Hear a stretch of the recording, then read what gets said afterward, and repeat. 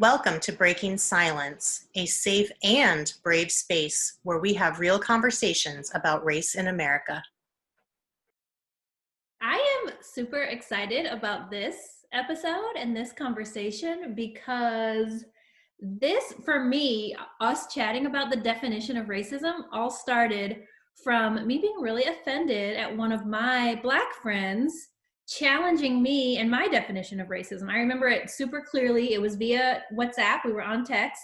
And she said to me, I told her, a definition of racism. And she responded to me, well, that's not the official definition of racism. Yours sounds more like discrimination to me. And I was like, how dare you challenge my definition and tell me what the official definition is? So what do you think? Like, do you think that there's an official definition? I know we've evolved as we've done more research and read and seen some more things, but do you agree that there's an official definition? Oh gosh, well, thinking back to the whole thing of we're not experts. There probably is one. And there's probably one that, people or academics agree, like this is the definition. But what I do think is that people are when people have conversations about it, I think that groups are coming with different definitions for the same word. And that, like, from our conversation when we were talking about it, that was kind of the mind-blowing moment for me, because when we were talking and you said, well, like, what's your, how do you define racism? And I said, well, basically that I am believing that I'm better because of my skin color, or that someone else is less than because of theirs, either that belief or even acting on it, that I am discriminating against others based on their skin color. And if you look up, like, if we can share really quickly, we started looking this stuff up. The dictionary definition says, well, there's a couple different ones. Prejudice, discrimination, or antagonism directed against a person or people on the basis of their membership of a particular racial or ethnic group, typically one that is a minority or marginalized, is one. Another is the belief that different races possess distinct characteristics, abilities, or qualities, especially so as to distinguish them as inferior or superior to one another.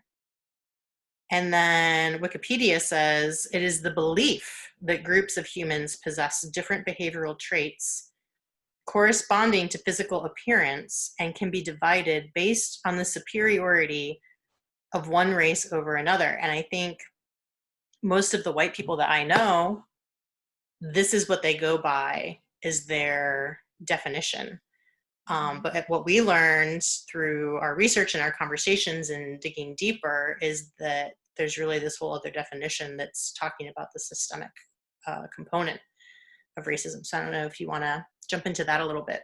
Well, I will say, I think I want to own my defensiveness and my offense that I took from being challenged. And I think where that came from, because I'm in this whole period now of like asking myself a question. If I feel triggered or I feel offended, I want to start by like looking introspectively. And so my definition was along the lines of what you just said. I feel like racism is the belief that one race is superior to another. And in that aspect, anybody can be racist, right? And when my friend challenged me, she was coming from a place of it's only white people that can be racist because it has to come from a position of power. And because Black people don't have power, Black people can't be racist. And for me, even before this whole resurgence or just renaissance of oomph and passion around racial injustice in America that we've just experienced over the past couple months, I've always hated that. I've hated that that there is a definition that says because I don't have any power, I can't be a racist. And it felt to me like it was taking the responsibility away from Black people, that Black people couldn't be racist because we don't have power. So Black people can think whatever hateful things that they want. They can think whatever about racial superiority or inferiority, but they can't be racist. They're excused because they don't have power. And so that was what triggered me. And that's where I was coming from when I was really against that definition. But like you said, with research, it seems like yeah, maybe racism is more than just an event or a milestone or a behavior. Maybe it's like you said, like it's indicative of like systemic issues, and with that, like you have to have power to have it affect our system and have it be something like that is sustainable throughout all this time. So I started reading White Fragility, which you know, and I just finished it a couple days ago. Highly recommend. We'll put the information in the description bar. But I finished that, and what I walked away with from that, with one more like clarity moment with racism, the definition of racism is that racism can be a weapon. It can be a political weapon. And if you think of it as a political or an economic weapon, you have to have power to be able to wield that weapon. So that's kind of how I just wanted to explain like my journey through being triggered and offended and hating that definition because of how it made me feel as a Black person.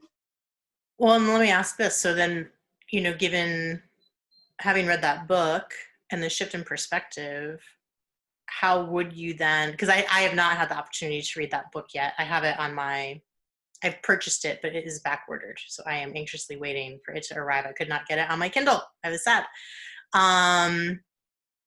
But then how would you define when you do see Black people saying or believing things that would be hateful? Like, what does that fall within? So if what we're saying is that the official definition of racism is one that involves systemic and political power, and I want to say, if I remember correctly, the definition from the book White Fragility, she talks about how it's so institutionalized that the racism basically runs without people even necessarily needing to think about it or be conscious of it. That could be or could not be part of it. So if that is the definition, then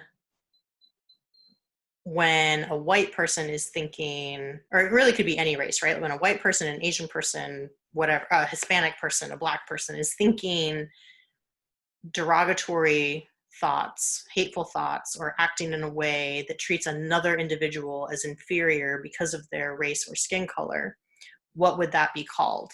Taking the systemic component out of it. So like here in America, for white people, it might be racist and something else. And for other groups who are a minority group, it might only be this other word, but like, what would that other word be? Well, I will say that I have not fully bought in. So I realize that my understanding is evolving, and I realize that maybe I am incorrect, but I'm not fully bought in that I am incorrect. So let me just say that. But from what I've learned and what I've heard, and even what my friend told me, I think what you're describing would be defined as discrimination. But I will say 2 months ago when someone told me that, I hated that. I freaking hated it because I thought, I mean, discrimination is powerful and it's wrong, but racism is another level, in my opinion, like in terms of, I don't know, the severity of something. And I just hated that a Black person could be doing the same thing that a white person is doing, and a white person is racist and a Black person is discriminating. I don't know. Yeah. But to answer your question, I think it would be discrimination. On both sides. Well, racism on the white side, and discrimination if it's a Black person doing it. So I think we have to look at it in the context of America only, because it's very unique what the H has been going on in America and what has continued to go on. Mm-hmm. Well, I think too, though, for a lot of people, that may be this kind of aha moment. I mean, aside from just a separate definition, but the fact that like it may be different based on where you are in the history of that country and the culture and things of that nature, you know, because I think discrimination happens at all different levels. But let's bring it back, I guess, to this actual definition. So I thought it was interesting. I came across this article about a young woman who wrote to Merriam-Webster and asked them to actually update the definition, because in conversations that she was having with people, they would point to this dictionary definition, which is the one that we just read, that said it's like a belief or an act. Like it has to be something that you're doing against another person in order for it to be considered racist. And that, I'm making an assumption here, but I would assume that majority of white people were saying like, well, this shows that I'm not racist, right? Like it says it right here in the dictionary. So her name is Kennedy Mitchum. She wrote to Webster and they actually agreed to update the definition because it has evolved. And a lot of times, you know, just in language, the way that we verbalize and the spoken language evolves at a much faster rate than written language. So it makes sense that it might be outdated from that perspective. But it was just very intriguing that, you know, other people are obviously having this conversation too, right around the same time that you and I kind of had this dawn on us. And if anybody knows Kennedy Mitchum and she would like to chat with us, we would love to connect with her and have like a Zoom chat and just see what her thoughts were and what her experience and what her journey was on sending that request to them. But kudos to her for being brave and reaching out and even trying to do that. So, so it seems like this concept is evolving, but I do think that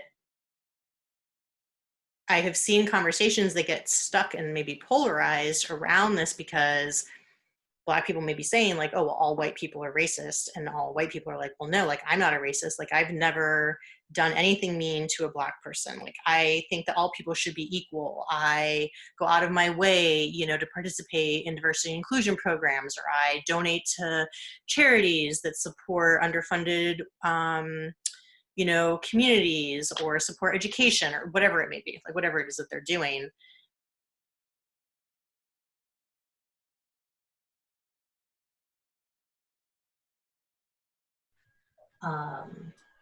I say that I'm seeing these conversations get polarized because Black people may be saying that all white people are racist, but that's really not what I'm trying to express. So all of that, like the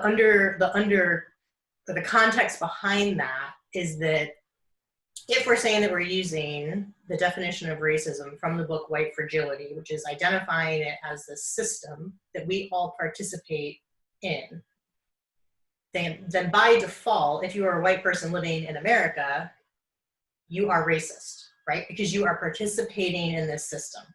And where I see conversations get polarized is where there may be people in the Black community who identify with that definition more. And so if they're living by their definition, their viewpoint is that all white people are racist because we are all participating in this system.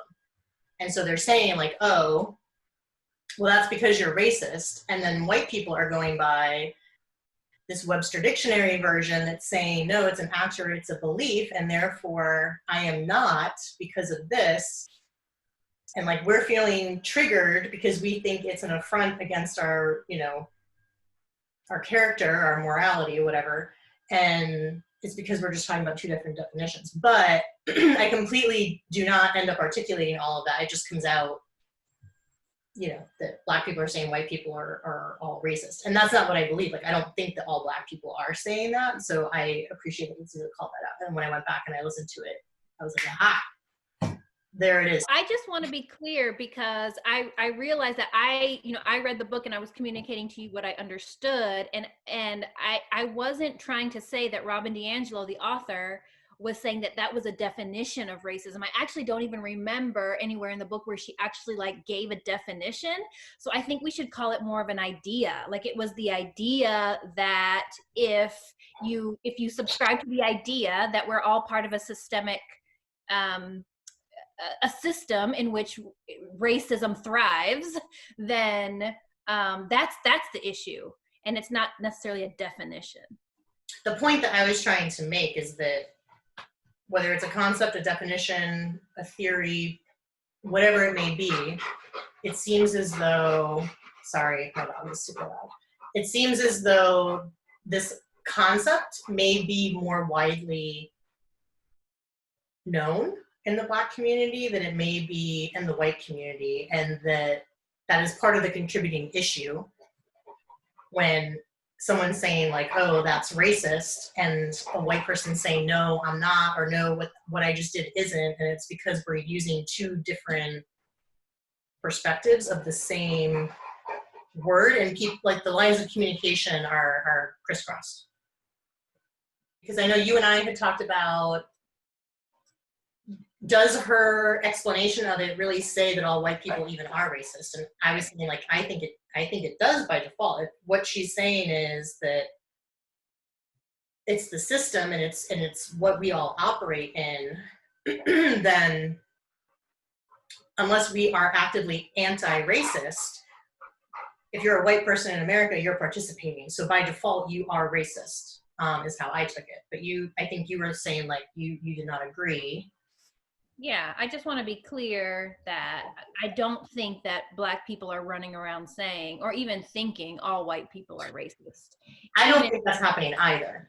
I don't think that all Black people are saying this. What I'm saying is, if there are Black people or white people who are accepting the definition or the concept that Robin DiAngelo is presenting in the book, if they are saying this is the experience of racism that I identify with, that the next step in the logic from that is that all American white people who are not actively anti-racist are racist.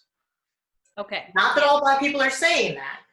Just if anybody, regardless of their race, is accepting this particular idea. So Robin DiAngelo did an interview with NPR. It's recent, June 18th of 2020. And the quote from this article. Okay, the quote from the article, I'm pulling this out of context, but this is the quote. So she says, quote, "In that way, we can say that nice white people who do nothing further to challenge racism are racist." So it is saying you can be well-intentioned, you can be kind, you can be a good person, but if you're participating in it, you're racist. So that idea, it's out there, it exists. Right, wrong, or indifferent, whatever you identify with. Yeah, which will be hard for a lot of white people to take and understand and hear and absorb. And we kind of end up in this circle, and it's all because we're defining it differently. Like, no one is actually saying, well, what do you mean by racism when you say racism? Yeah, and even like within both communities, within the Black community, there's different definitions. Within the white community, there's different definitions. But I think always the first thing is racist is bad, not racist is good. And so if anybody has to challenge and say that you are racist or you're part of a racist system or process, the first reaction for everybody is going to be like, oh, no, not me, that's not me. That's a really big aha moment, that even having these conversations, we're not all starting from that same place of understanding the word or being aligned on what the word means or what it could mean in different situations. Exactly. Well, and even me. I mean, if somebody comes to me and they're like, well, you're a racist, I'm like, I am not a racist. I am married to a minority. Like, I am not. How could I possibly have hate in my heart for a group of people based on the color of their skin when, like, this is just not how I live my life. Like, it's not what I do. And so, yeah, up until 3 weeks ago, like, if you had walked up to me and said, hey, Jen, I think that you're a racist, I would have been so hurt and sad, and just, I mean, I would have been floored, you know. It would have like gutted me that we've been friends for this long and like, this is what you think, because the definition in my mind would be that you're telling me I'm hateful to people, you know. Yeah. And would the reaction be like ready to fight, like ready to defend? I think it depends on the person. So if you said it to me, I'd probably just be really sad. But I mean, social media warrior, right? If it's somebody that I don't know, I think the reaction is to defend, to explain and say, well, here's all the reasons why I'm not. And I'm thinking too about the author Robin DiAngelo in that book, White Fragility. She brought up a point about how we understand racist, or the definition of racism, to be like a good, bad binary. And maybe that's where we start. We start with opening up our view and our definition of racism as being good or bad. But if we define it as a system we're born into, and that some groups benefit from and some groups don't, and then the real importance is, what do we do with that privilege, or what do we do with our voice? Yeah. Knowing that we're all part of a racist system, then that becomes like the point of the conversations. Very true.